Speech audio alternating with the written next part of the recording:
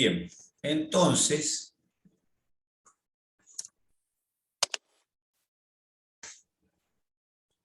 ahí volvimos.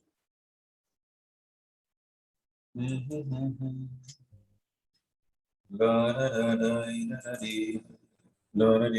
bien, muy bien. Ahí estamos.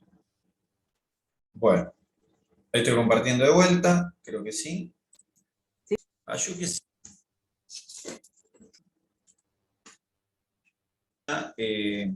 Esta hemoglobina, es decir, muchas moléculas de hemoglobina se transforma en biliverdina en la sangre, una biliverdina sintetasa, no importa, una enzima, la transforma en biliverdina, y luego tenemos la formación de la bilirrubina. La bilirrubina, cuando se forma, esa bilirrubina que se forma en conjugada, indirecta o no conjugada. La bilirrubina formada, que es por el hígado o es captada por el hígado, donde es conjugada o combinada, glucurónico, y entonces la bilirrubina conjugada o directa es, ¿está bien? Por eso ahí dice entonces, y bilirrubina conjugada con ácido. Esa es otra cosa que en el intestino, parte de esa bilirrubina se pierde por materia fecal, en forma de estercobilina. Y otra se absorbe, se transforma en urobilina y se excreta por orina.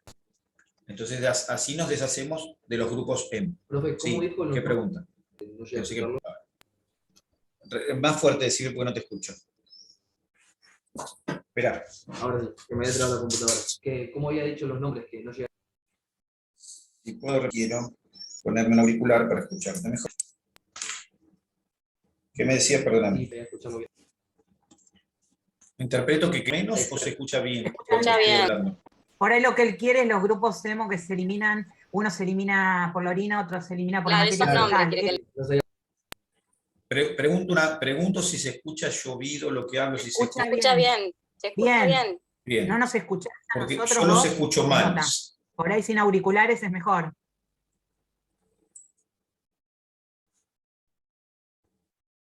Usted no se escucha mal, se escucha bien, profe. Perfecto.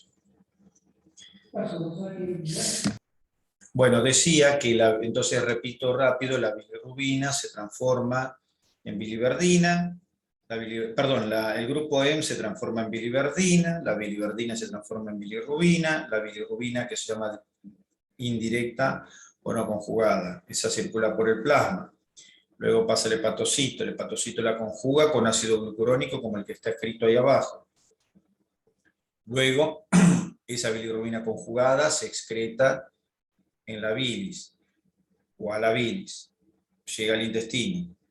Una parte se transforma en estercobilina, una parte de la estercobilina se pierde por materia fecal, otra parte es reabsorbida y transformada en urobilina, y se elimina esa por orina. Ese es el ciclo de la bilirrubina, ¿no es cierto? El ciclo del grupo M. Eso es parte del ciclo de la hemoglobina. Bien. Entonces ahí tengo la bilirrubina. ¿Qué más tiene la bilis? Colesterol. Sintetiza el hígado, una parte del colesterol hacia la bilis y llega de nuevo al intestino. O sea que nosotros absorbemos el hígado y absorbemos solamente que comemos y se absorbe el colesterol, el intestino delgado, porque esto tiene que ver probablemente con el hecho que el colesterol, que es el que le llamamos exógeno, ese colesterol en el hígado inhibe parcialmente la síntesis. Es decir, que el hígado, ese sistema, en parte, está regulado por el colesterol. Pero si nosotros no comemos colesterol, y el hígado, si no comemos colesterol y no se absorbe, lo fabrica, pero corre el riesgo de fabricar. No lo comemos salvaje tanto, pero además puede pasar lo contrario. No comemos, se dispara por parte del hígado. Un poco eso es con la secreción de colesterol, porque lo llega al hígado y regula un poco ese bien. Entonces, colesterol. Y tenemos también lecitina. Sí. Claro, la lecitina los podemos comer, una sola, son lecitinas, son varios. Y que el hígado también lo secreta. La lecitina, como es un fosfolípido, tiene una cabeza polar y dos colas no polares. Entonces también es un solubilizador de grasa, principalmente del colesterol. Es decir, que la lecitina puede solubilizar el colesterol. Tanto solubilizar el colesterol también dentro en el plasma para el colesterol. Podemos, para solubilizarle, lecitina o hay en la bilis proteínas, algunas proteínas y, por supuesto, potasio, cloro, es decir, tiene iones la bilis. En conjunto, la bilis tiene un pH 7.5 a 8.5, como dice ahí. O sea, es un pH... Alcalino. Muy bien, es un pH alcalino. Perfecto. Un pH alcalino. En parte para el intestinal, que inicialmente, entonces la bilis, para que alcalinizar el jugo. Entonces, una de las dos cosas que dijimos, nosotros estamos hablando de absorción, las secreciones. Vamos con la segunda secreción, que es la secreción pancreática. Falta esto que está acá, perdón, me había olvidado de esto, que es la regulación de la secreción. Primero, quedan los hepatocitos, analículos biliares, se llaman conductos biliares, y llega a dos grandes conductos, o sea que del hígado salen dos conductos hepáticos, derecho e izquierdo. Los conductos hepáticos se reúnen, ¿está bien? Y ese conducto hepático se une con el conducto. O sea que yo tengo que representar.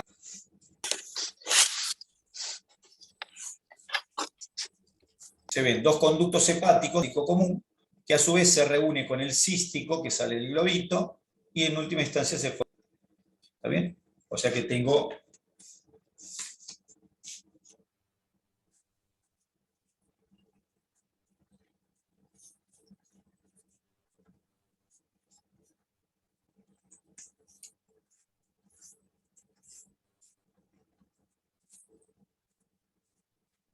Bien, ahí está, le puse números. Vamos, el cístico, el 5 y el 4, que sería el cístico. Luego el conducto hepático derecho y el izquierdo. El hepático proviene de conductillos, y los conductillos hepáticos se van formando, los canalículos biliares son muchos, los conductillos también, en última instancia lo que son, y eso da origen al conducto hepático común, que a su vez da origen al coledoco descendente. Pero, ojo, porque la biliar es un reservorio de bilis. O sea que la bilis en la vesícula puede hacer un camino, la flechita, que es la vesícula, se retrógrada hacia, o sea que es un reservorio, la vesícula biliar, de bilis. Bien, perfecto. Entonces, la bilis está en los conductos y está en la vesícula. Siempre hay bilis. Ahora en este momento ustedes tienen bilis, fabrican bilis todo el tiempo. ¿Está bien? Todos fabricamos bilis todo el tiempo. Perfecto. Y esa bilis está en la vesícula biliar. Cuando requerimos un mayor aporte o un aporte significativo de bilis en el intestino, entonces nuestros conductos y nuestra vesícula tienen que contraerse. Para eso, nuestros conductos y nuestra vesícula tienen músculo liso. Y ese músculo liso es dependiente. Hay hormonas que pueden inducir la contracción de ese músculo liso. Perfecto. Ahí tenemos dos hormonas, como son la secretina y la colecistoquinina, CCK, ¿sí? Dos hormonas que son secretadas por el intestino delgado, secretina y colecistoquinina, que pueden estimular la contracción de la vesícula y las vías biliares, de modo tal que se secrete bilis. ¿Está bien? Bien. La secretina, a su vez, se sintetiza cuando el quimoácido se encuentra en el duodeno. O sea que el quimoácido llega al intestino y lo obliga a secretar secretina. Y la colecistoquinina se secreta, o sea, en el intestino delgado. Quiere decir que cuando llegan los lípidos, cuando llegan los aminoácidos, cuando llega el quimoácido, entonces se secreta secretina y colecistoquinina.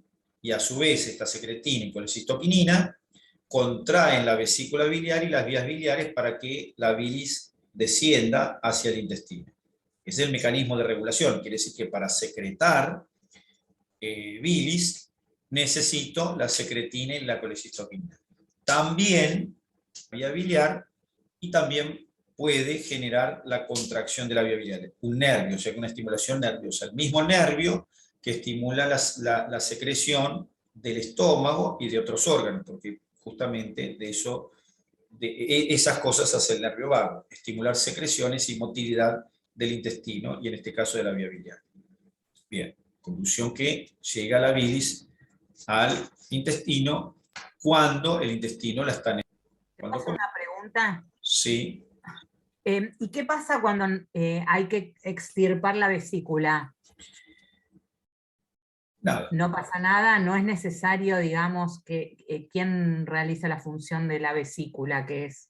Sí, no, la acumulación se produce en el colédoco, en los conductos hepáticos, es decir, en la vía biliar. Se dilata un poquito la vía biliar y suficiente para la bilis que se necesita para el día. Porque la vesícula no hace más que almacenar la bilis, no tiene una función específica.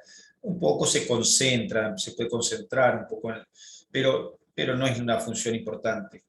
Entonces la falta de la vesícula no hace nada, se dilata un poco. Igualmente las cirugías son cada vez más, o sea, el procedimiento quirúrgico cada vez es más conservador, cada vez se opera menos la vesícula. Antes aparecía una piedrita en la vesícula y se operaba. También había una cuestión tal vez económica de por medio, hoy en día eso va cambiando. Entonces nada, operar una vesícula ya no es lo mismo que antes, lo mismo que las amígdalas. También hay más tendencia al conservadurismo, digamos. Sí, la sacamos por cualquier cosa. Sí. Claro. Y hoy se tiende a no hacerle la vesícula lo mismo. La mayoría de las veces los cálculos son hallazgos que no, nada.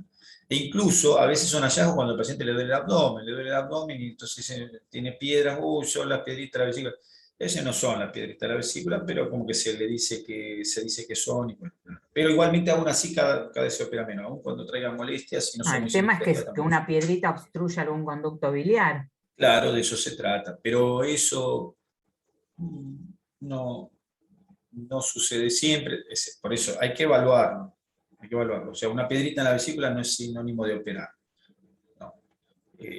Se evalúan los episodios que tiene el paciente, qué tamaño tienen las piedritas, cómo es la movilidad de la vesícula, cuál es la forma del conducto, no sé, varias cosas y se decide. Que no es lo mismo que antes, que era ver una piedrita y vamos a operar. Tengo la bilis. Me voy al otro componente que caía a la bilis, que caía al intestino, que es el jugo pancreático. El jugo pancreático, el páncreas es un órgano que tiene una doble... es un órgano secretor, o sea, es un órgano glandular, es la palabra, un órgano glandular, que tiene una doble función, es decir, tiene una secreción doble, secreción hacia el exterior y una secreción hacia la sangre. Es decir, es un órgano endocrino mixto, porque tiene secreción exócrina, es decir, hacia afuera, es decir, hacia la luz del intestino, y tiene secreción endocrina, o sea, hacia el intersticio, por ende al plasma. De la vía digestiva, del tubo digestivo, nosotros hacemos hincapié inicialmente en la secreción exógena, la secreción hacia el duodeno. El páncreas está hecho de unas estructuras que son secretoras, que son acinos, ya lo vamos a ver una palabrita más en la anatomía, pero en definitiva es como si fuera una glándula salival. No es lo mismo porque la secreción es distinta, pero se comporta como si fuera una glándula salival. Es decir, son acinos que tienen conductos que terminan en un conducto principal y ese conducto drena directamente en el duodeno. Quiere decir que la secreción del páncreas exócrino, de esos acinos, termina invariablemente en el duodeno. Bueno, estamos todos de acuerdo. Ahora, las secreciones son básicamente de dos tipos. ¿Qué secreta el páncreas? Secreta, por un lado, enzimas y por otro lado, agua con electrolitos, principalmente bicarbonato. O sea que la secreción es hidroelectrolítica y la secreción es enzimática. Dos tipos de secreciones, enzimática e hidroelectrolítica. Los conductos que llevan el jugo pancreático son los que secretan agua y electrolitos. Y los acinos, que es donde se originan esos conductos, son los que fabrican las proteínas enzimáticas. Entonces, los acinos fabrican las enzimas, caen estas a los conductos de los acinos y a los conductos pancreáticos, que reúnen esos conductos de los acinos, y y secretan esos tubos agua con electrolitos. La consecuencia ahora sí es que forma un jugo que llamo jugo pancreático y que al llegar al duodeno se vuelca en el duodeno y es un líquido alcalino rico en bicarbonato, agua y proteínas enzimáticas o enzimas también llamadas. La secreción pancreática se produce en forma, la secreción pancreática exócrina, enzimática, que dijimos que hay dos secreciones, ¿cierto? O sea que el páncreas tiene dos secreciones que sería, puedo decir así, tiene secreción endocrina y exócrina. Y la exócrina a su vez es acinar y es ductal, de los conductos. Bien. La secreción acinar es una secreción de proteínas, ¿está bien? Y las proteínas son enzimas las que se secretan. Y esas proteínas enzimáticas, esas proteínas de enzima, se secretan en forma de zimógeno, es decir, de precursores. Ya sabemos lo que es un zimógeno porque lo dijimos la otra semana. Un zimógeno es un precursor enzimático. Entonces las enzimas se secretan como zimógenos, es decir, como proteínas no activas, y esas proteínas se activan ¿dónde? Se activan directamente en la luz intestinal. Es decir, viajan como zimógeno a través de los conductos pancreáticos. ¿Por qué es importante que esto suceda así? Porque si las proteínas zimógeno se activan en los conductos, los dañan. Es decir, las enzimas degradan y las enzimas no saben de quién es aquello que van a degradar. Si la enzima degrada proteínas y la enzima se activa en los conductos del páncreas, degrada la proteína del conducto del páncreas. Nada. Para evitar eso, entonces las enzimas viajan dentro del páncreas inactivas en forma de zimógeno.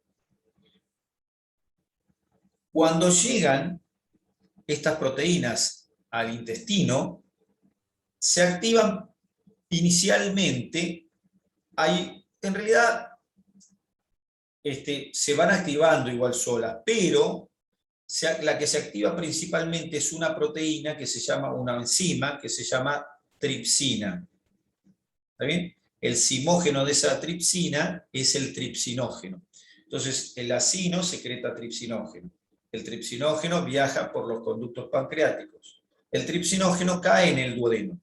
Y en el duodeno, por acción del pH duodenal, la tripsina se escinde, se corta, se parte, y eso la activa, la transforma, ese tripsinógeno que venía, se transforma en tripsina real. Y esa tripsina es el punto de partida para que las otras enzimas que viajan con la tripsina, o como con el tripsinógeno, los otros zimógenos, se activen por acción de la tripsina.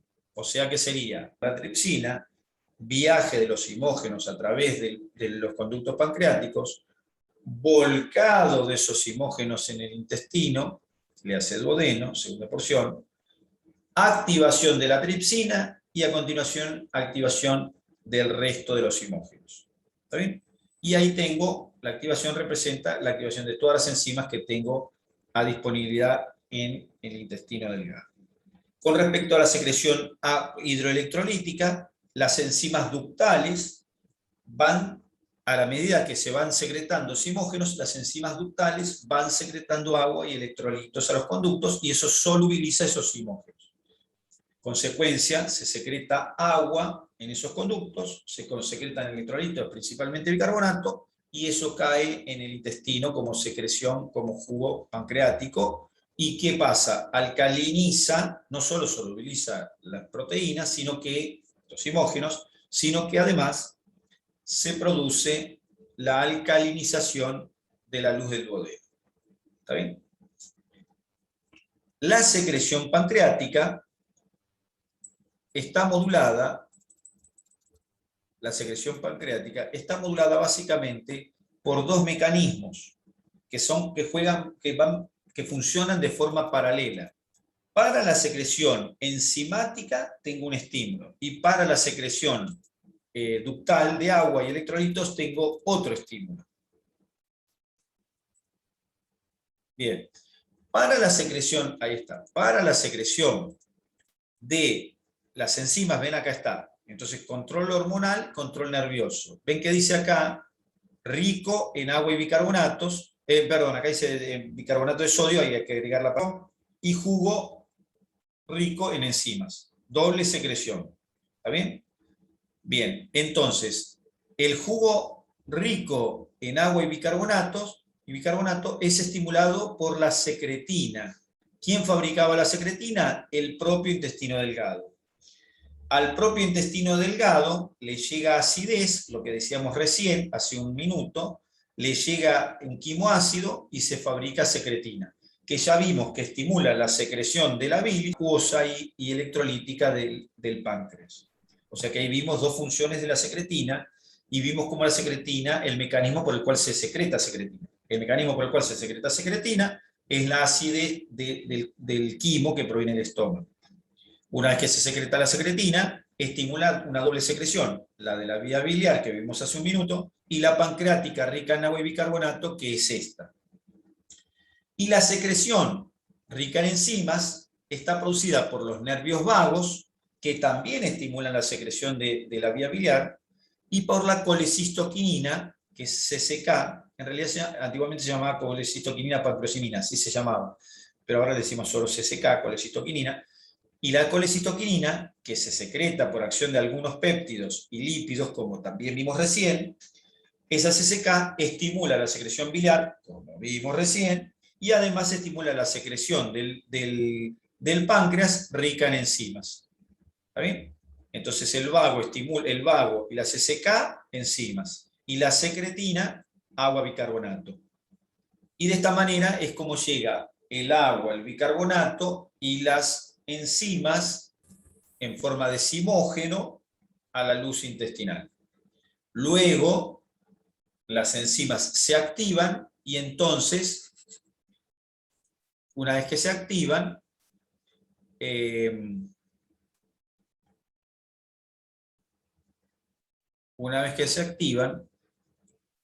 empieza la degradación de los alimentos. ¿Está bien? Ahí está. Voy a volver acá.